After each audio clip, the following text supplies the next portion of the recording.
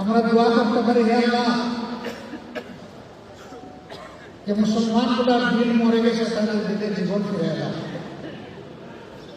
বিবেক তাদেরকে ফিরে দাও, বয়স তোমাকে করো, দুনিয়ার আর কোন শক্তি কিংবা ব্যক্তিকে বয় না, এমন একটা জীবন মুসলিমের মাকে ফিরে দাও। আমরা সিজদায় গিয়ে বলতে পারি, হে আল্লাহ, তারপর আব্দুল মুত্তালিব রক্ষা করে নাই, তুমি আবাবিল পাঠিয়ে রক্ষা করেছ। সুতরাং আজকে যদি ধরেও নেই গাজার বাইরে এখন মুসলমানের বসবাস নাই, তাহলে গাজার এই মুসলিম ভাইদের জন্য তুমি যথেষ্ট।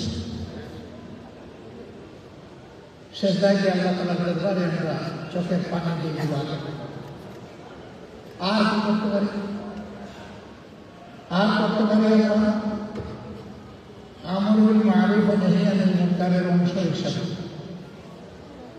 ন্যায়ের নির্দেশ অন্যায়ের বিরোধিতা এর অংশ হিসাবে আমরা জঘন্য গণহত্যার বিরুদ্ধে বিক্ষোভ করে চিৎকার করে বলতে পারি যে এটা অন্যায়, এটা বন্ধ করতে হবে।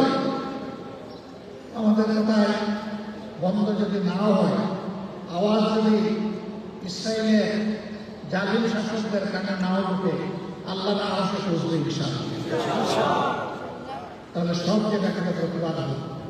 বিশেষ কোনো দল নয়, গোষ্ঠী নয়, শুধু মুসলমান নয়, যারা মানুষ বলে পরিচয় দেয় তাদের প্রতিবাদ করা হচ্ছে।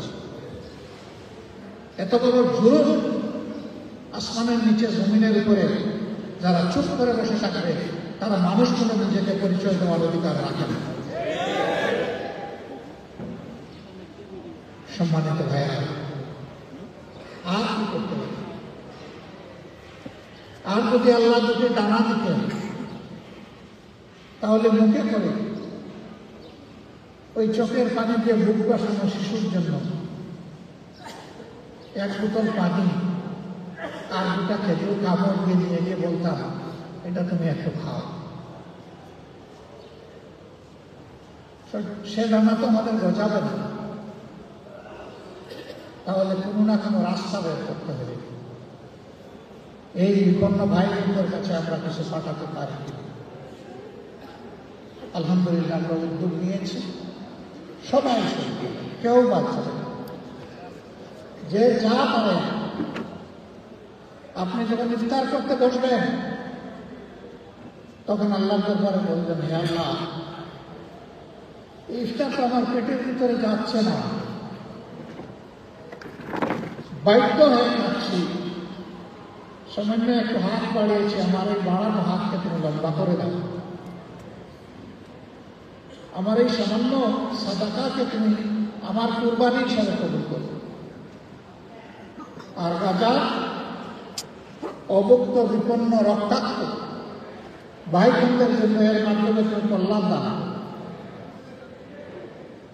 ইনশাআল্লাহ আমরা নিজেরা করবো, আপনজনদেরকে করতে বলবো, বন্ধু বান্ধবকে বলবো, প্রতিবেশীদেরকে বলবো, কর্মস্থলের সাথীদেরকে বলবো।